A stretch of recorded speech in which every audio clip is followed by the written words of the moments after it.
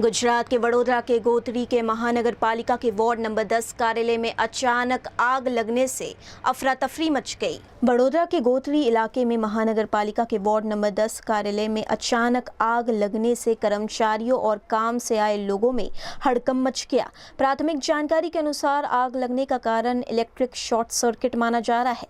घटना की सूचना मिलते ही फायर ब्रिगेड की टीम तत्काल मौके पर पहुंची और तेजी से रेस्क्यू ऑपरेशन शुरू कर आग पर काबू पा लिया।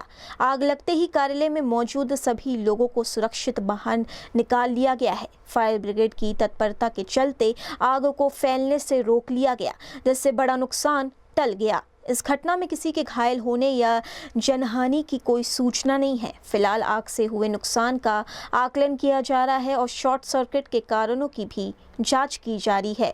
वोड ऑफिस में एमसीबी स्विच आवे एम शॉर्ट सर्किट थઈને आग लागी હતી। અમને કોલ મળતા તુરંત વાસના ફાયર સ્ટેશન થી આવીને આગ ઓલી નાખેલી છે। કોઈને કોઈ જાનહાની કશું છે નહીં। મેજર આગ હતી કે કેમ? ના ના શોર્ટ સર્કિટ હતું, મેજર નથી। કોઈ નુકસાન થવા પામી છે?